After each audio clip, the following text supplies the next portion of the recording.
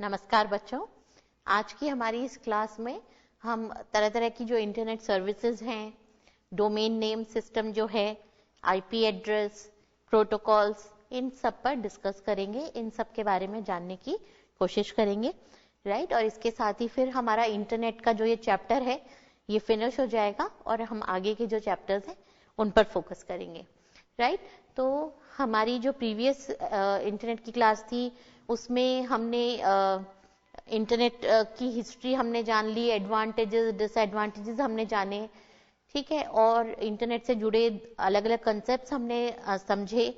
उसके अलावा हमने अभी प्रीवियस क्लास में ईमेल सर्विस जो है उसके बारे में जाना था कि ईमेल जो है उसके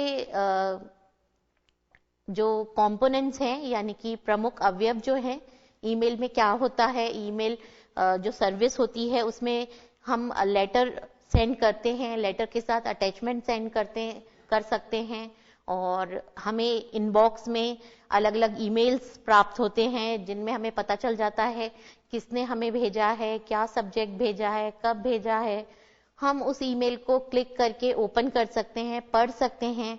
हम चाहें तो उस ईमेल को आगे फॉरवर्ड कर सकते हैं, डिलीट कर सकते हैं, उसका रिप्लाई कर सकते हैं। रिप्लाई करने का अर्थ कि जिसने हमें भेजा है हम उसको कोई जवाब भेजना चाह रहे हैं, राइट। तो इस तरह की चीजें इंटरनेट के ईमेल में होती हैं।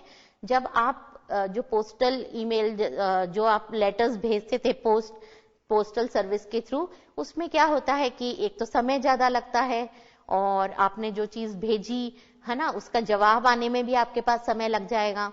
तो इंटरनेट की वजह से सब कुछ बहुत आसान हो गया है और समय भी कम लगता है, कोई एक्स्ट्रा लागत नहीं है, आपको कहीं जाने की जरूरत नहीं है पोस्ट ऑफिस या आपको जहां पर भी वो लेटर बॉक्स है आपको पोस्ट करने के लिए, वो चीजें अब खत्म हो गई हैं। घर बैठे हम इंटरनेट के थ्रू ईमेल भेज सकते हैं और इस ईमेल के साथ आप अटैचमेंट में आप अपनी फोटो है, फाइल है, कोई भी पिक्चर है, कोई डॉक्यूमेंट है, किसी भी तरह की फाइल भी भेज सकते हैं और एक से ज्यादा, राइट।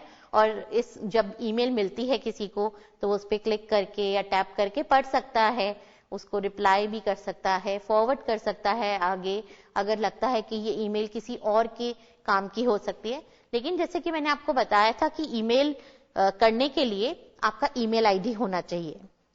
जिस वेबसाइट पे आपने ईमेल आईडी बनाया है उस पर आप रजिस्टर करते हैं, कुछ आपकी डिटेल्स जनरल जो होती हैं, है ना, ज्यादा से ज्यादा कुछ नहीं तो जेंडर है या डेट ऑफ बर्थ आपने दी या जो भी कुछ इस तरह की कुछ इंफॉर्मेशन आप देते हैं, बहुत मिनिमम इंफॉर्मेशन से आप ईमेल आईडी बना लेते हैं और आप उस रजिस्टर पर उस वेबसाइट पर एक रजिस्टर्ड यूजर हो जाते हैं और आप फिर ईमेल की जो सर्विस है वो इस्तेमाल कर पाते हैं, राइट। तो जो वेबसाइट्स होती हैं उस पर तरह तरह के यूजर होते हैं। तो जैसे अगर हमने कोई वेबसाइट ओपन करी है तो हो सकता है ये वेबसाइट पर जो एक सिंपल ब्राउजिंग के लिए यानी कि कुछ पढ़ने के लिए, कुछ देखने के लिए, कुछ जानने के लिए हम वेबसाइट ओपन करते हैं तो नॉर्मल रीडर हो सकता है, ठीक है। तो रीडर तो ठीक है, नॉन रजिस्टर्ड यूजर रीड कर सकता है ना, आराम से ब्राउज करना है, देखना है इंफॉर्मेशन जो भी कुछ उस वेबसाइट पर उपलब्ध है, तो उसके लिए रजिस्टर करने की जरूरत नहीं है। लेकिन आप उस वेबसाइट की जब सर्विसेज हैं, जो फैसिलिटीज हैं, वो आप अवेल करना चाहते हैं, ठीक है, तो जो इस वेबसाइट की जो अन्य सर्विसेज हैं उस वेबसाइट को ब्राउज करने के लिए तो आपको रजिस्टर करने की जरूरत नहीं होती।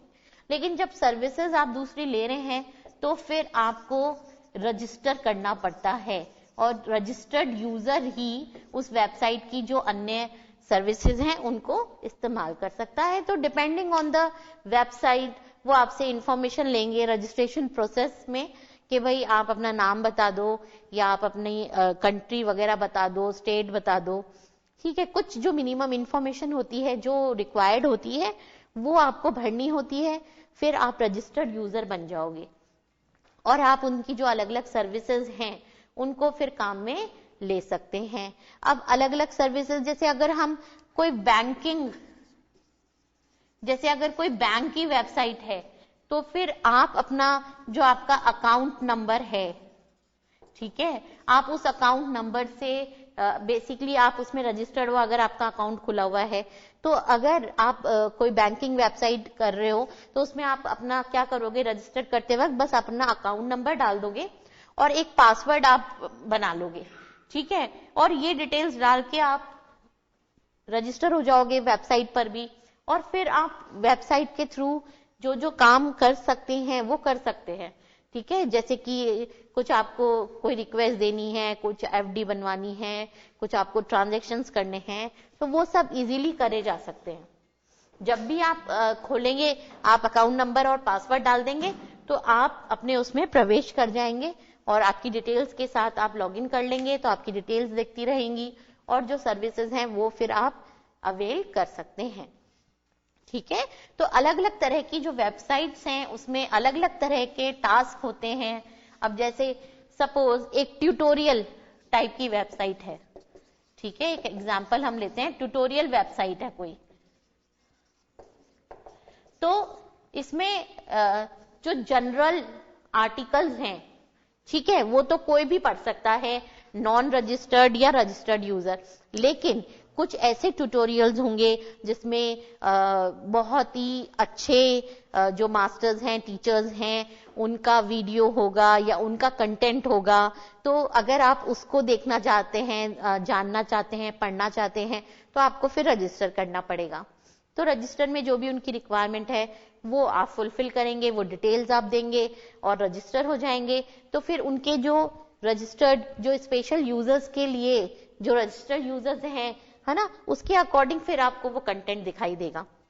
आप जैसे कुछ उनके जो अच्छे वीडियोस हैं कोई पर्टिकुलर सब्जेक्ट के या कोई पर्टिकुलर टॉपिक्स के, वो चीज आप देख सकते हैं, पढ़ सकते हैं, ठीक है, राइट। तो अलग अलग वेबसाइट की अलग अलग तरह की रिक्वायरमेंट्स होती हैं। आप जब किसी वेबसाइट पर जाते हैं तो आप उसको देख सकते हैं, जान सकते हैं, पढ़ सकते हैं, जो भी चीजें अवेलेबल हैं, लेकिन आपको अगर उस पर आप रजिस्टर कर देंगे तो उसकी जो वेबसाइट की जो दूसरी सर्विसेज हैं उनको भी आप देख पाएंगे और जान पाएंगे,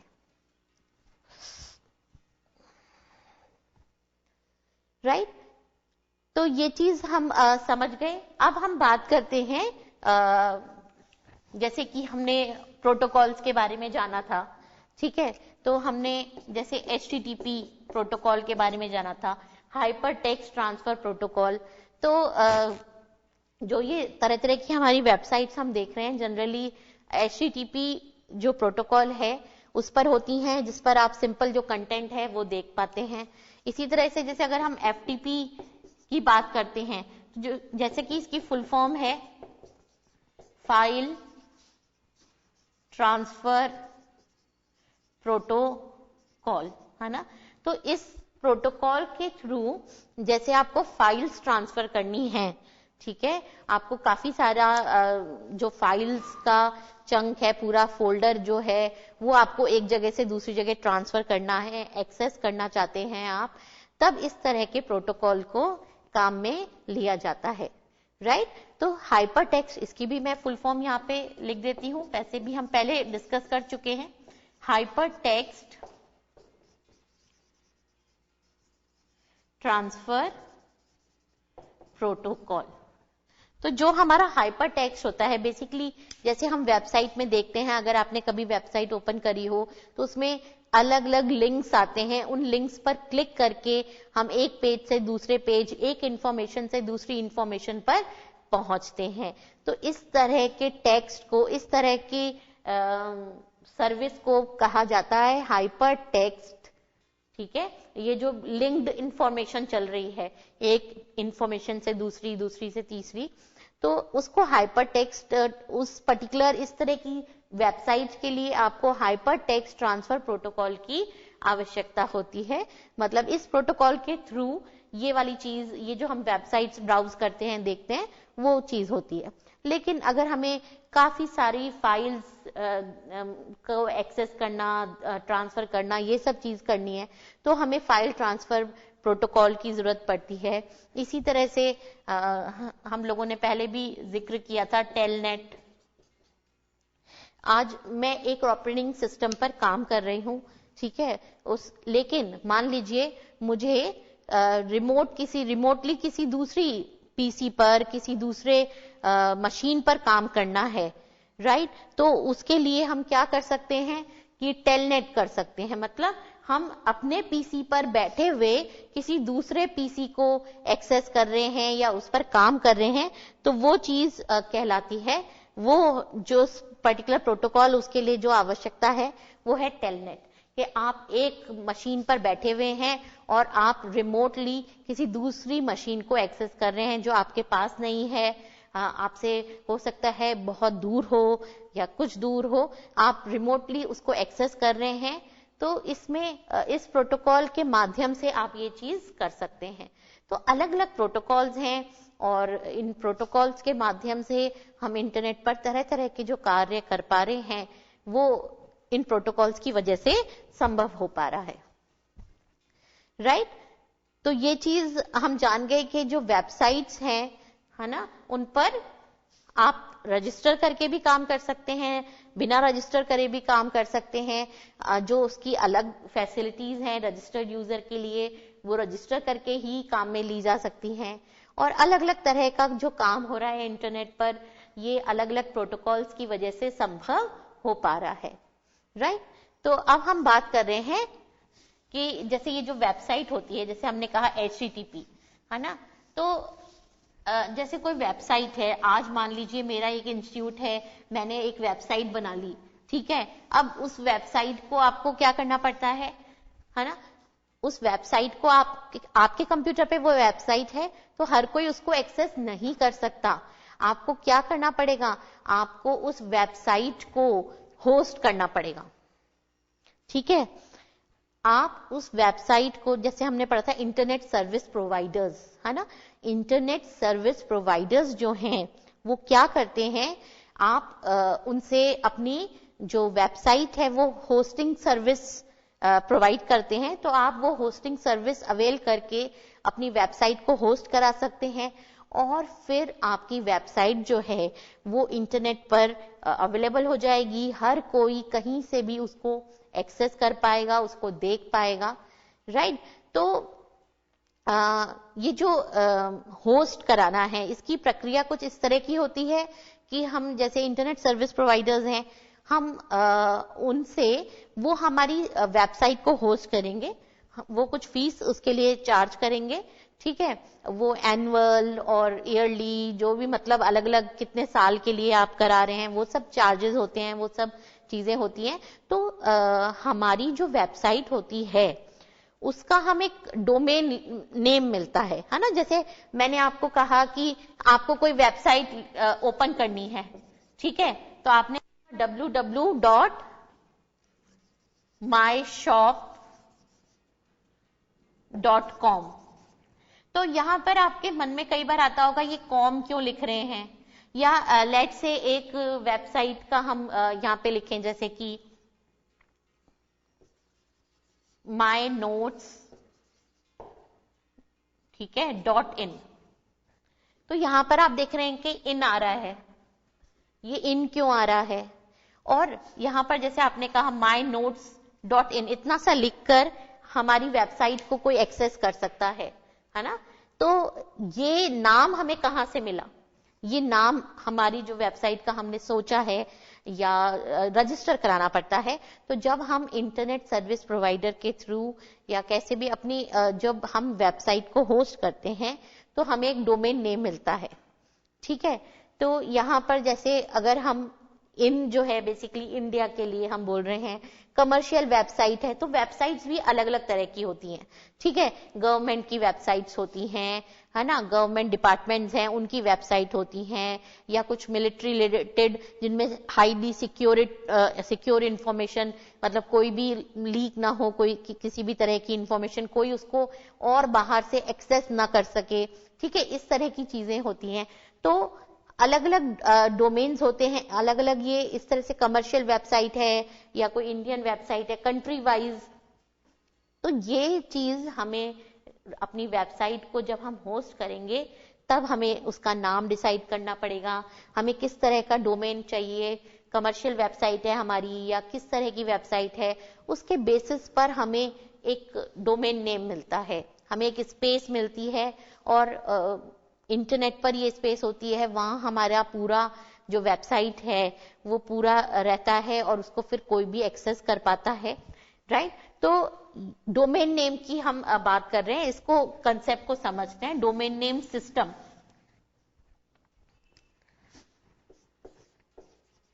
इसको हम बोलते हैं डोमेन नेम सिस्टम। इसको शॉर्ट में डीएनएस भी बोला जाता है। हर एक मशीन या जैसे आपकी जो वेबसाइट है वो किसी मशीन पर होगी। इंटरनेट पर कभी भी किसी मशीन को हम एक्सेस कर रहे हैं, उस मशीन में जो सामग्री है, जो इंफॉर्मेशन है, उसको एक्सेस कर रहे हैं। मशीन को एक्सेस करने के लिए हमें चाहिए होता है उसका आईपी एड्रेस। क्या चाहिए होता है हमें? आईपी। जैसे हम बोले IP address. IP stands for internet protocol. ये जो इंटरनेट पर हम इतनी सारी चीजें कर पा रहे हैं, बेसिकली ये जो इंटरनेट का सिस्टम है, ये जो इसका आर्किटेक्चर है, ये सब बेस्ड है टीसीपी आईपी, जो ये प्रोटोकॉल सूट है उस पर बेस्ड है। यहां पर TCP stands for transmission control protocol, ठीक है। और आईपी इज इंटरनेट प्रोटोकॉल। तो ये बेसिकली दो प्रोटोकॉल्स हैं जो कि हमारा इंटरनेट जो है जिस पर खड़ा है, इसका जो बेस है वो है टीसीपी आईपी प्रोटोकॉल, ठीक है। इस टीसीपी आईपी पे ही हमारा पूरा जो इंटरनेट है वो बेस्ड है। जो भी हम ये ट्रांसमिट कर रहे हैं, एक इंफॉर्मेशन एक जगह से दूसरी जगह जा रही है, राइट, इतनी सब चीजें हम कर रहे हैं। तो ये इंटरनेट जो है, इसका जो बेस है, जो प्रोटोकॉल पर ये खड़ा है, वो है TCP IP. TCP stand for transmission control protocol. आप जो ट्रांसमिट कर रहे हैं, जो इंफॉर्मेशन एक जगह से दूसरी जगह जा रही है, उसको कंट्रोल करने का काम करता है ट्रांसमिशन कंट्रोल प्रोटोकॉल और इंटरनेट प्रोटोकॉल। ये दोनों प्रोटोकॉल्स का कॉम्बिनेशन जो है, आप इंटरनेट पे जो भी सर्विसेज कर रहे हैं उन सब के बेस में ये दो प्रोटोकॉल्स हैं, जिनकी वजह से इंटरनेट पे आप तरह तरह की सर्विसेज अवेल कर पा रहे हैं, उन पर काम कर पा रहे हैं, राइट। तो ये प्रोटोकॉल के बारे में जानना जरूरी है, ट्रांसमिशन कंट्रोल प्रोटोकॉल और इंटरनेट प्रोटोकॉल। तो इंटरनेट पर हर एक मशीन का, है ना, जो भी मशीन है जिसको कि इंटरनेट पर एक्सेस करना चाहते हैं, तो उसको एक्सेस करने का तरीका होता है उसके आईपी एड्रेस से। IP address, internet protocol address. हर एक मशीन का एक आईपी एड्रेस होता है और उस आईपी एड्रेस से उस मशीन को एक्सेस करा जाता है। तो जब आप लिखते हैं ना कि www.website का नाम .com, तो इससे बेसिकली आप किस मशीन को एक्सेस कर रहे हैं और उस मशीन के किस रिसोर्स को एक्सेस कर रहे हैं, ये प्रक्रिया स्टार्ट हो जाती है। ये सब कन्वर्जन्स होते हैं और फिर वहां से आपके पास ट्रांसफर होके सारी information, transfer in the sense कि आप फिर उस इंफॉर्मेशन को एक्सेस कर पाते हैं, आपके ब्राउजर पर देख पाते हैं, राइट। तो अब हम डोमेन नेम सिस्टम को और डिस्कस करते हैं, लेकिन इस ब्रेक के बाद।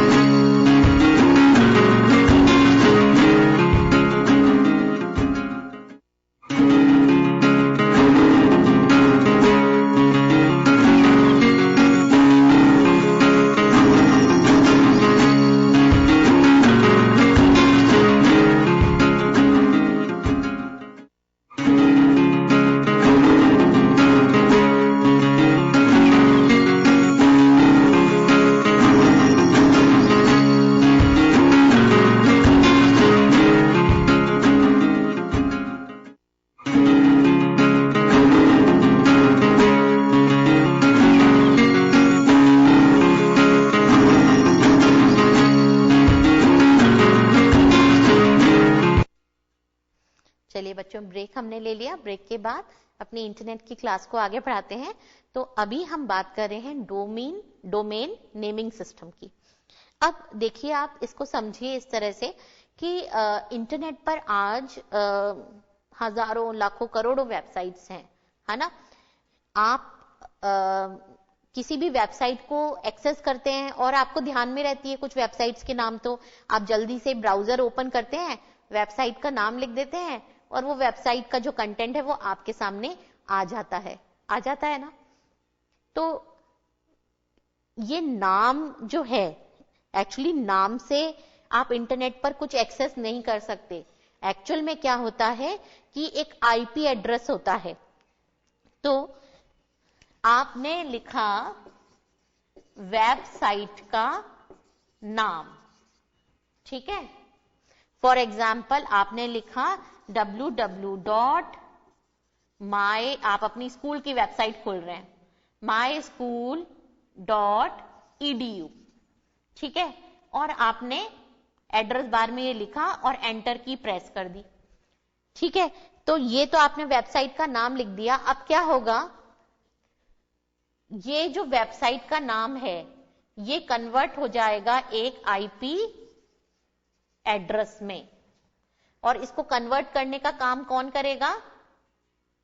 DNS, domain naming system. ये वेबसाइट के नाम को आईपी एड्रेस में कन्वर्ट कर देगा, ठीक है। और आईपी एड्रेस जो होता है उसका फॉर्म कुछ इस तरह से होता है, जैसे नंबर्स होते हैं।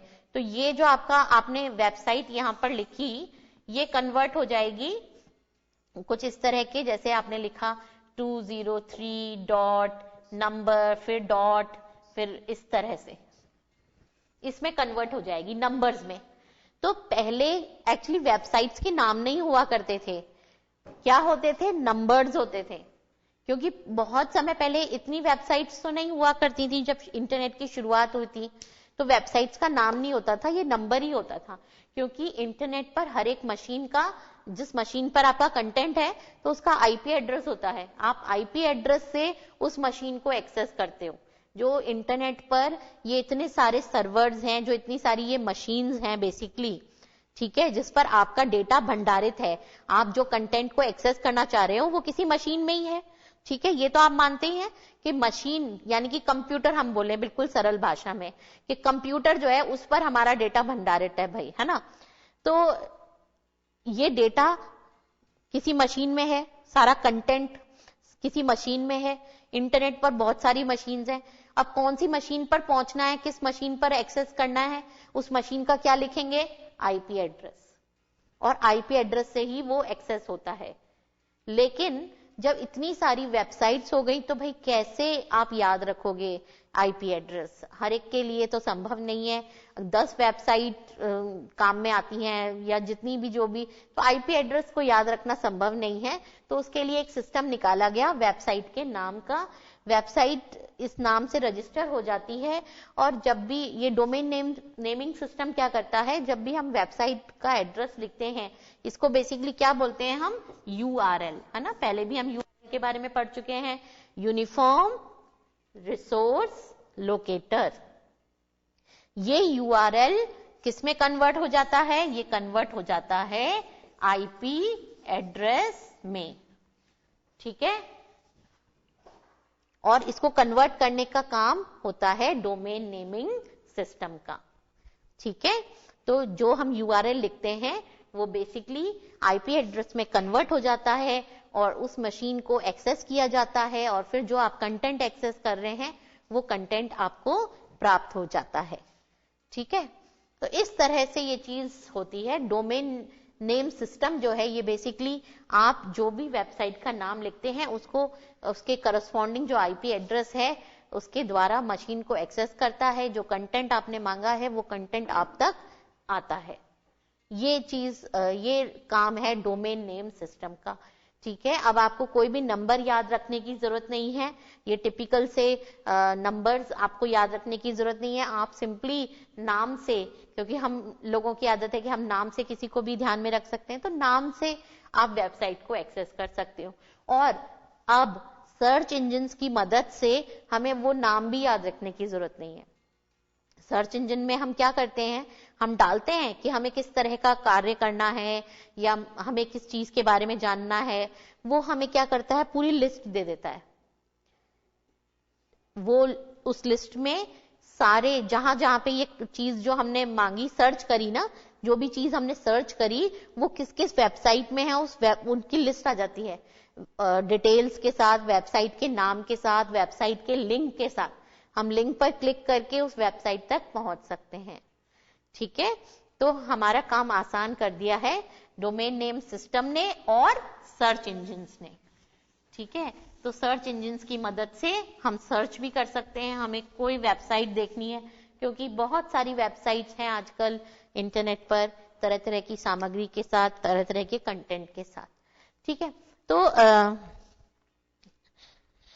जैसे हम बोलते हैं कि डोमेन नेम,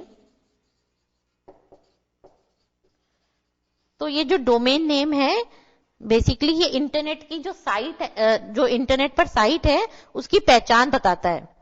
ठीक है, इंटरनेट पर हम वेबसाइट को यूआरएल से एक्सेस करते हैं और यूआरएल के अंत में हम ये लगाते हैं डोमेन, इसको बेसिकली डोमेन बोलते हैं। जैसे आपने लिखा .com, ठीक है, आता है ना, जैसे हम लिखते हैं google.com, ठीक है, या इस तरह से, तो ये डोमेन कहलाता है कॉम।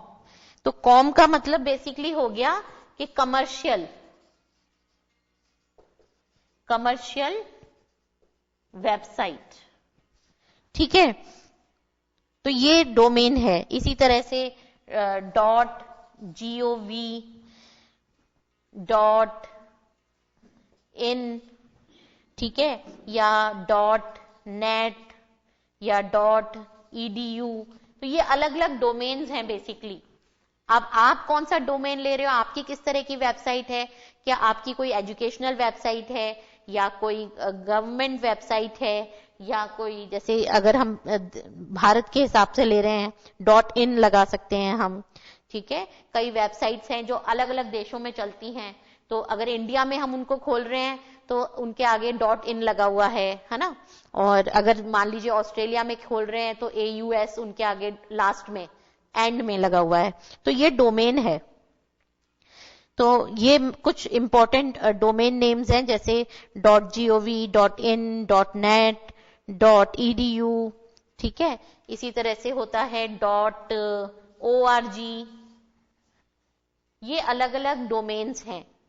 तो कमर्शियल वेबसाइट हो गई कॉम से, ये GOV स्टैंड्स फॉर गवर्नमेंट, ठीक है। इनका मतलब इंडिया, जो इंडियन वर्जन जो है वेबसाइट का वो हमें दिखाई देगा, है ना। और नेट का मतलब नेटवर्क, और EDU मतलब एजुकेशनल, ORG का मतलब हो गया ऑर्गेनाइजेशन, कोई ऑर्गेनाइजेशन है उसकी, किसी ऑर्गेनाइजेशन की वेबसाइट है, अलग अलग जो संस्था हैं जैसे, है ना। तो ये डोमेन्स हैं अलग अलग जो कुछ महत्वपूर्ण। तो डोमेन नेम जो है बेसिकली एक नामकरण है जिससे हम किसी वेबसाइट को इंटरनेट में आइडेंटिफाई कर सकते हैं, राइट। तो हमें बेसिकली अगर अपनी वेबसाइट हम चाहते हैं कि हमें उसको होस्ट करना है, हम चाहते हैं कि इंटरनेट पर उसको कोई भी देख सके, तो बेसिकली हमें ना उसका हमें होस्ट करानी पड़ती है और हमें मिलता है उसका एक नाम, ठीक है, डोमेन नेम, जैसे हमने कहा google.com, और इसको एक्सेस करके कोई भी इसको देख सकता है। आपको केवल बताना है वेबसाइट का नाम। जब आप वेबसाइट का नाम लिखेंगे तो अपने आप उसका जो आपने URL लिख दिया वेबसाइट का, जो कि एक नाम है, और उसको IP एड्रेस से कनेक्ट करने का काम करेगा डोमेन नेम सिस्टम। तो बस आपको कोई नंबर्स टाइप नहीं करने ब्राउजर में, आपको केवल नाम टाइप करना है और अपने आप आपकी जो वेबसाइट है वो लोकेट हो जाएगी, अपने आप उसका IP एड्रेस निकल कर आ जाएगा और आपको कुछ भी नहीं करना पड़ेगा और आप एक्सेस कर पाएंगे उस वेबसाइट को, राइट। तो ये डोमेन नेम सिस्टम है। जिसके बारे में जानना जरूरी था। और तरह तरह की वेबसाइट्स होती हैं कि भाई कमर्शियल वेबसाइट है या गवर्नमेंट की वेबसाइट है। जैसे आप देखेंगे कई बार आप गवर्नमेंट डिपार्टमेंट की कोई वेबसाइट ओपन कर रहे हैं, जैसे पासपोर्ट संबंधित आप देखेंगे वेबसाइट ओपन करते हैं तो उसमें .gov आता है लास्ट में। ठीक है, कई एजुकेशनल जो स्कूल कॉलेजों की या एजुकेशनल नोट्स वगैरह की जो वेबसाइट्स हैं उस पर आप देखेंगे edu लास्ट में आता है। तो ये डोमेन नेम है कि आप किस तरह की आपकी वेबसाइट है ना, कहाँ से किस डोमेन पर आप रजिस्टर कर रहे हैं। जो अलग अलग संस्था हैं उनकी ऑर्गेनाइजेशन .org, कोई सोसाइटी की आप खोलेंगे ना वेबसाइट तो लास्ट में आप देखेंगे कि .org आपको दिखाई देगा उसके नाम में। ठीक है, आप सर्च करिए किसी सोसाइटी के लिए तो आप देखेंगे उसके लास्ट में .org है। ठीक है, इसी तरह से .in जैसे हम बात करें अलग अलग देशों का कई बार जो वेबसाइट्स हैं तो उसका जैसे इंडिया अलग अलग देशों के लिए उनके अलग अलग वर्जन्स होते हैं या हम बोलें अलग अलग कॉपीज हैं। जैसे कि उन्होंने आप जैसे कई बार इस तरह से हम लिखते हैं वेबसाइट का नाम .in, यानी कि जो वेबसाइट का इंडियन वर्जन है या हम बोले कि इंडिया के लिए जो वेबसाइट है वो हम एक्सेस कर रहे हैं। इस तरह से अलग अलग देशों के अलग अलग होते हैं, राइट। तो ये हम जनरली google.com हम लिख देते हैं या हम कोई भी वेबसाइट ओपन कर रहे हैं तो उसके आगे .com हम लिख देते हैं। कई बार कुछ और डोमेन भी हो सकता है तो अपने आप हमें सर्च इंजन के थ्रू भी पता चल जाता है कि क्या डोमेन है और हमें केवल वो नाम वेबसाइट का लिखना है और फिर अपने आप DNS की वजह से वो कन्वर्ट हो जाएगा आईपी एड्रेस में, आप एक्सेस कर पाएंगे, आपको पूरा कंटेंट ब्राउजर पर दिखाई देगा, राइट। तो यूजर के लिए तो बहुत आसान है, उसको केवल ब्राउजर ओपन करना है और URL लिखना है, यूनिफॉर्म रिसोर्स लोकेटर, यानी कि हमारी वेबसाइट जो है उसका आपको एड्रेस लिखना है। तो बेसिकली ये एड्रेस स्टार्ट कैसे होता है, ये स्टार्ट होता है प्रोटोकॉल कौन सा इस्तेमाल कर रहे हैं उससे। ठीक है, फिर स्लैश आ जाते हैं और फिर हम इस तरह से लिखते हैं डॉट, देन वेबसाइट का नाम जो भी कुछ है डॉट और जो भी डोमेन है, इस तरह से हम लिखते हैं। अब इसमें भी कई बार आप देखेंगे ना एड्रेस, जैसे आपने वेबसाइट खुल गई, अब उसमें आपने कोई पर्टिकुलर टॉपिक पर कोई लिंक पर क्लिक किया तो आप देखते हैं फिर इसमें क्या होता है, ऐसे स्लैश और ये चीज चलती रहती है इस तरह से कि आप उसमें भी कौन सी इंफॉर्मेशन खोज रहे हैं, फिर फर्दर उसके अंदर आप कौन सी, जैसे आपने कहा साइंस, अब साइंस में आपने क्लिक किया और आपने लेट्स से उसके किसी पर्टिकुलर टॉपिक के ऊपर क्लिक करके आप सर्च कर रहे हैं, देन उस टॉपिक से भी और डिटेल में आप कुछ खोज रहे हैं, तो इस तरह से स्लैश लगा लगा के वो चीज आप देखेंगे अगर, तो आप ब्राउजर में एड्रेस बार को देखिए, एड्रेस बार पर ये पूरी चीज चलती रहती है। तो इसको पढ़ के आप समझ सकते हैं कि किस तरह से मशीन में जो इंफॉर्मेशन स्टोर है हम उसको एक्सेस कर रहे हैं नाम से। ठीक है, तो मशीन का आईपी एड्रेस निकाला गया, उसके अंदर किस कंटेंट को लोकेट करा जा रहा है, देखा जा रहा है, राइट, वो चीज एक्सेस हो रही है, उसका पाथ इस तरह से चल रहा है। तो ये आप ब्राउजर में इंफॉर्मेशन देख सकते हैं, ब्राउजर में जो एड्रेस बार होती है वहां ये चीज पूरा लिंक जो है, जिस कंटेंट को आप देख रहे हैं उसका जो करंट लिंक है वो क्या है ना, किस उसका जो URL है कंप्लीट, वो आप देख सकते हैं। अब जो ब्राउजर होता है उसमें भी बहुत फैसिलिटीज आ गई हैं, तरह तरह के ब्राउजर्स में आप क्या कर सकते हैं, जैसे कोई वेबसाइट है आपको बहुत उसमें काम पड़ता है, आप उसको ऐड कर सकते हैं अपने फेवरेट में। किसी वेबसाइट को आप फेवरेट में ऐड कर देंगे तो ब्राउजर जब आप अगली बार ओपन करेंगे तो फेवरेट्स में से आप उस वेबसाइट को चुनकर ओपन कर सकते हैं। आपको उसका नाम भी याद रखने की जरूरत नहीं है और आपको सर्च भी करने की जरूरत नहीं है, आपका ब्राउजर ही आपको इंफॉर्मेशन दे देगा। और इसी तरह से जो ब्राउजर है वो हिस्ट्री मेंटेन करता है। ठीक है, और हिस्ट्री से भी हम देख सकते हैं कि पिछले 10 दिन में या उससे पहले या पिछले 1 वीक में या 1 दिन पहले हमने कौन सी वेबसाइट एक्सेस करी थी। तो हमारा जो ब्राउजर होता है, जो ये हमारी एप्लीकेशन है, ये जो सॉफ्टवेयर है ब्राउजर, अलग अलग तरह के सॉफ्टवेयर, अलग अलग तरह के कंपनीज के अलग अलग ब्राउजर्स आते हैं। हर एक ब्राउजर में ये सुविधा होती है कि आप देख सकते हैं कि कौन कौन सी वेबसाइट्स पिछले कुछ दिनों में एक्सेस करी गई, तो हिस्ट्री से आप वो चीज निकाल सकते हैं। फेवरेट से आप आपकी जो कुछ फेवरेट्स वेबसाइट्स आपने ऐड कर रखी हैं, फेवरेट में डाल रखी हैं, वो आप ओपन कर सकते हैं। तो इजीली आपका काम हो जाएगा। आप फेवरेट्स में जाएंगे, क्लिक करेंगे और आपकी वो वेबसाइट आपके सामने ओपन हो जाएगी। तो ना तो आपको सर्च करने की जरूरत है, ना आपको कोई नाम याद रखने की जरूरत है। जस्ट आप अपने जो वेबसाइट आपने ओपन करी, कोई ट्यूटोरियल है, कोई नोट्स की वेबसाइट है, कोई एजुकेशनल वेबसाइट है, या कोई ऐसी वेबसाइट जो आपको पसंद है, आपके काम आती रहती है, आप उसको फेवरेट में ऐड कर सकते हैं अपने ब्राउजर के माध्यम से। और फिर अगर वही ब्राउजर आप ओपन करेंगे तो फेवरेट में से आप उस वेबसाइट को पुनः ओपन कर सकते हैं, राइट। तो इंटरनेट जो है बच्चों वो अथाह सागर है।